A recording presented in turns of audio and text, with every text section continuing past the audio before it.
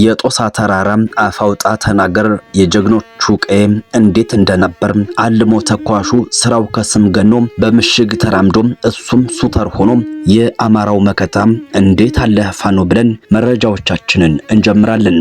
የምኒልክ እዝ በላጎ ተወርዋሪ ሻለቃ ደሴ ዙሪያ ቀናቶችን ባስቆጠረ ተጋድሎ ታላቅ ድልን ተጎናጽፏል። በዚህ አውደ ውጊያም የአገዛዙን ስልጣን አስጠባቂ ሬሳ የሚያነሳ ጠፍቶ እንደነበረ ተነግሯል። አርበኛ ዘመነ ካሴ ከኦነግ ሸኔ መሪ ጃልመሮ ጋራ ጃልመሮ ከህወሓት ጀነራሎችና ከቤኒሻንጉል ጉሙዝ አማጺ ኃይል ጋራ በአስመራ ብልጽግና ለማስወገድ በሚደረገው ትግል አብሮ ለመስራት ስምምነት ማድረጉ ተገልጿል። ድል ቁርሱ የሆነው የአማራ የቁርጥ ቀን ልጅ ፋኖ 14ኛ ክፍለ ጦር የበረሃኛው ጅበላ ሙተራ ሻለቃ በጠላት ላይ ታላቅ ድልን ተጎናጽፏል። ይህ በእንዲህ እንዳለም በጦር ሜዳ ሽንፈትን በአደባባይ ውሸትን ብቻ የሚያውቀው አገዛዙ በቢቸና መሰል የተለያዩ የአማራ ከተሞች የሐሰት ወሬን የሚነዙ የፌስቡክ አርበኛ ሰራዊትን ማዘጋጀቱ ተሰምቷል። አማራ የሆነ ሁሉ ማለቅ አለበት፣ የአማራ የሆነ ሁሉ የኔ ነው የሚለው የፋሽስቱ አብይ አህመድ አገዛዝ የጥፋት ቡድን በሰሜን ሸዋ ዞን በግሸ ወረዳ ትምህርት ቤት ላይ የድሮን ጥቃትን በመፈጸም የአንደኛ ደረጃ ህፃናት ተማሪዎችን ገድሏል። ህወሓት የትግራይ ሉዓላዊነት ለማስከበር ተጠያቂነትን ለማስፈን ለመታገል መወሰኑን አስታውቋል። ጦርነቱ አይቀሬ ጉዳይ መሆኑ ታምኖበታል። ጤና ይስጥልን፣ የምትከታተሉት ከኢትዮ ራይት የመረጃ ሰዓታችንን ነው። ክቡራን አድማጭ ተመልካቾች እስከ ዝግጅታችን ፍጻሜ አብራችሁን ቆይታ እንድታደርጉ የአክብሮት ግብዣችን ነው። በዝርዝር ወደ ምንመለከተው ጉዳይ አልፋለሁ። ድል ቁርሱ የሆነው የአማራ የቁርጥ ቀን ልጅ የሆነው ፋኖ የ14ኛ ክፍለ ጦር የበረሃኛው ጅበላ ሙተራ ሻለቃ በጠላት ላይ ታላቅ ድልን ተጎናጽፏል። የአገዛዙ አከርካሪም ተመቷል። የአማራ ፋኖ ብሔራዊ ኃይል ቴዎድሮስ እዝ የ206ኛ ኮር 14ኛ ክፍለ ጦር የበረሃኛው ጅበላ ሙተራ ሻለቃ የሰራዊት አባላት በዘራፊው የብልጽግና ሰራዊት ላይ ድልን ተቀዳጅተዋል።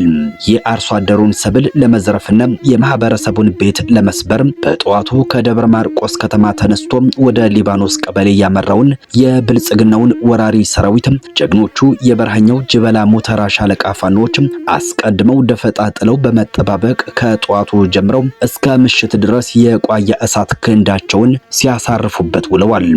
ሻለቃዋን በትኛታለው ያለም ተረቱን ሲነዛ የነበረው የብልጽግና ሰራዊት ከተጠና የከተማ ኦፕሬሽን እስከ መደበኛ የውጊያ ጥበብን የተካኑት ጀግኖቹ ጠላትን በልሳነ አፈሙዝ ሲያናዘዙት ውለዋል። ከደንባም እስከ ሊባኖስ ባለው ቀጠና በተደረገው ውጊያ ከፍተኛ መናበብና አስደናቂ የውጊያ ጥበብ የታየበት ከመሆኑም በላይ ምሽጎች ከመሰበራቸውም በላይ በርካታ ቁጥር ያለው የአገዛዙ ሰራዊት ሆዳም ባንዳም እንደ ቀጠለ ረግፏል ተብሏል። 3 ትላልቅ ምሽጎች ሲሰበሩ አንድ የአድማ ብተና ከፍተኛ የሻለቃ አመራር ሲገደል ከ37 በላይ የጠላት ኃይል ወደማይመለስበት ተሰናብቷል። በሌላ ዜና አርበኛ ዘመነ ካሴ ከኦነግ ሸኔ መሪ ጃልመሮ ከህወሓት ጀነራሎችና ከቤኒሻንጉል ጉሙዝ አማጺ ኃይል ጋር በአስመራ ብልጽግናን ስለማስወገድ በሚደረገው ትግል አብሮ ለመስራት ስምምነት ማድረጉ ተሰምቷል። የአማራ ፋኖ የትግል ስልት ሲጀመር መስመር ያሳዘው ያደራጀው ያዋጋው በርካታ የአገዛዙ ኃይሎች እጅ እንዲሰጡ ያደረገው እንደ አሜሪካ ፕሬዝዳንታዊ ምርጫ የሱን መግለጫ ለመስማት ህዝብ በጉጉት የሚጠብቀው የወጣትነት እድሜውን ለኩሩ የአማራ ህዝብ የከፈለው ለአማራ ህዝብ ሲል ገንዘቡን፣ ጊዜውን፣ ክብሩን፣ ቤተሰቡን መስዋዕትነት ያደረገው የአማራ ፋኖ ብሔራዊ ኃይል ስራ አስፈጻሚና የጎጃም ፋኖ መሪ ራስ አርበኛ ዘመነ ካሴ ከኦነግ ሸኔ የጦር መሪ ከጃልመሮና ከህወሓት የጦር መሪ ጀነራሎች ጋር በአስመራ ተገናኝቶ የአጋርነት ምክክር ማድረጉ ተሰምቷል።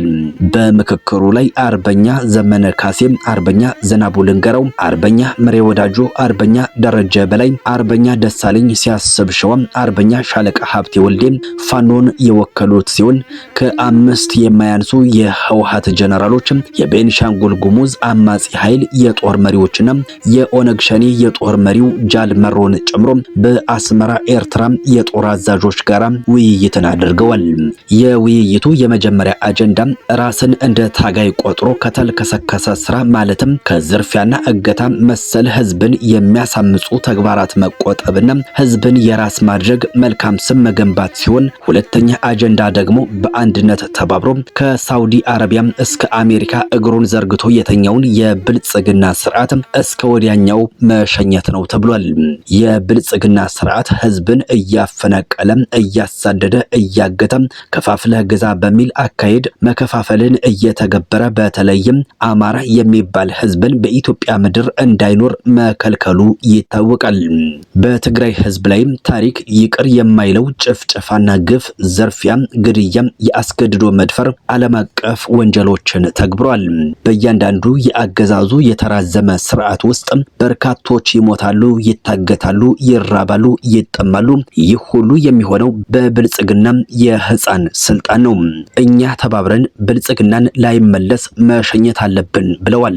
እንደ መረጃ ምንጫችን ከሆነም ይህ ውይይት በአስመራ የተካሄደው ከ1 ወር ከ15 ቀን በፊት ነው። ይህ በእንዲህ እንዳለ በጦር ሜዳ ሽንፈቱን በአደባባይ ውሸትን ብቻ የሚያውቀው አገዛዙ በቢቸናና መሰል የተለያዩ የአማራ ከተሞች የሐሰት ወሬን የሚነዙ የፌስቡክ አርበኛ ሰራዊት ማዘጋጀቱ ተሰምቷል። በእነማይ ወረዳ ቢቸና ከተማ የሚገኘው ሆዳደር የብአዴን አመራር በ64ኛ ክፍለ ጦር ስር የሚገኙት ጠንካራ አመራሮችና የፋኑ አባላት ለማህበረሰቡና ለትግሉ ደጋፊ የተሳሳተ የሐሰት መረጃ ለማድረስና ለመመረዝ በቢቸና ከተማ በአገዛዙ የብአዴን አመራሮች የወር ደሞዝ የተመቻቸላቸው ግለሰቦች መዘጋጀታቸውን አረጋግጠናል ብሏል።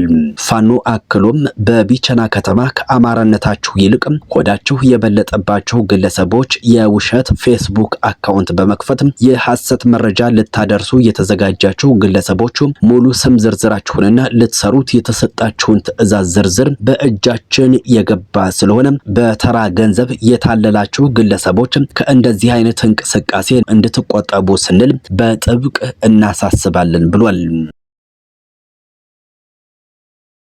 በሌላ መረጃም አማራ የሆነ ሁሉ ማለቅ አለበት፣ የአማራ የሆነ ሁሉ የኔ ነው የሚለው የፋሽስቱ አብይ አህመድ አገዛዝ ብልጽግና የጥፋት ቡድን ሰሜን ሸዋ ዞን በግሸ ወረዳ ትምህርት ቤት ላይ የድሮን ጥቃትን በመፈጸም የአንደኛ ደረጃ ህፃናት ተማሪዎችን ገድሏል።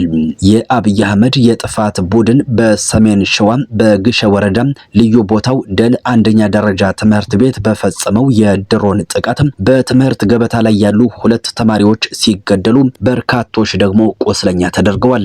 የፋኖን ኃይል በአውደ ውጊያ ማሸነፍ ያልቻለው የብልጽግና መራሹ የጥፋት ቡድን በደል አንደኛ ደረጃ ትምህርት ቤት ታህሳስ 2 2018 ዓ.ም ከጠዋቱ 5 ሰዓት የፈጸመው የድሮን ጥቃት ለህፃናት እንኳን የማይራራ መሆኑን በተግባር ያሳየ ነው ተብሏል። በዚህ የድሮን ጥቃት አንድ የመማሪያ ክፍል ሙሉ በሙሉ ሲወድም ከ10 በላይ ተማሪዎች በከፍተኛ ሁኔታ ቆስለው በሕክምና ላይ ይገኛሉ ተብሏል። የምኒልክ እዝ በላጎ ተወርዋሪ ሻለቃ ደሴ ዙሪያ ቀናቶችን ባስቆጠረ ተገድሎ ታላቅ ድልን ተጎናጽፏል። በዚህ ውጊያ የአገዛዙን ስልጣን አስጠባቂ ሬሳ የሚያነሳ ጠፍቶ እንደነበረ ተነግሯል። ምኒልክ እዝ በላጎ ተወርዋሪ ሻለቃ በደሴ ዙሪያ ወረዳ እያደረጉት ያለውን ከባድ ተጋድሎ 4ኛ ቀኑን ያስቆጠረ ሲሆን ጠላት ከፍተኛ የሚባል ሰብአዊ ኪሳራ እንዳስተናገደ ተጋድሎ በድል ታጅቦ እንደቀጠለ መሆኑ ተሰምቷል። ህዳር 29 2018 ዓ.ም በደሴ ዙሪያ ወረዳ ሞቴ ከተማ አስግዶ ላይ ከባድ ጉዳትና ኪሳራ የደረሰበት ሚሊሻና የደሴ ፖሊስ በድጋሚ ህዳር 30 2018 ዓ.ም የመከላከያ ሰራዊት ሚሊሻና ፖሊስ ጥምር ዙፋን ጠባቂ ጦር በ4 ግንባር ከደሴ ከተማ አስግዶና ሞቴ በጉጉፍቱ አጥንት መስበሪያ በቆላ ገራዶ በጓሳ ሜዳ ከኮታበር በተንታጅ ባር በአራቱም አቅጣጫ የፋኖን ይዞታና ቀጠናውን አስለቀቃለሁ ብሎ የገባው ጠላት ባሰበው ልክ ሳይሆን በተቃራኒው በየጫካውና በየጉድጓዱ አስክሬኑ ወዳድቆ ቀርቷል። በዚህም ጠላት ከባድ ሰብአዊ ኪሳራ የደረሰበት ሲሆን በየቦታው ወድቆ የቀረበትን አስክሬን ለማንሳትና ለማውጣት ሌላ ተጨማሪ ኃይል እያስገባ እዛው እንደገባ ሳይመለስ ይኸው ዛሬ ታህሳስ 3 ቀን 5ኛ ቀኑን አስቆጥሯል። ተጋድሎ አሁንም ተጠናክሮ እንደቀጠለ ነው። በመጨረሻም ህወሓት የትግራይ ሉዓላዊነት ለማስከበርና ተጠያቂነትን ለማስፈን ለመታገል መወሰኑን አስታውቋል። የጦርነቱ ጉዳይ አይቀሬ መሆኑም እንዲሁ ተሰምቷል። ህወሓት የትግራይን ህገ መንግስታዊ ሉዓላዊነት ለማስከበር ተፈናቃዮችን ወደ ቀያቸው ለመመለስና በትግራይ ላይ ለተፈጸሙ ወንጀሎች ተጠያቂነትን ለማስፈን በሙሉ ኃይሉ ለመታገል መወሰኑን አስታውቋል። የህወሓት ማዕከላዊ ኮሚቴ ትላንት ባወጣው መግለጫ የፕሪቶሪያው የግጭት ማቆም ስምምነት አደጋ ላይ የወደቀው አደራዳሪ አካላትና ዓለም አቀፉ ማህበረሰብ በፌዴራል መንግስቱ ላይ ግፊት ባለማድረጋቸው የተነሳ ነው ብሏል። የፓርቲው ማዕከላዊ ኮሚቴ የትግራይ የጸጥታ ኃይል አባላት የኑሮ ሁኔታን ለማሻሻል የሚደረጉ እንቅስቃሴዎች እንዲፋጠኑና የጥቅማ ጥቅም ጥያቄዎች እንዲሟሉ ውሳኔ ማሳለፉንም እንዲሁ አስታውቋል። ክቡራን አድማጭ ተመልካቾች የሰዓቱ መረጃዎቻችን የተከታተላችኋቸውን ይመስሉ ነበር። ቸርቸሩን ያሰማን።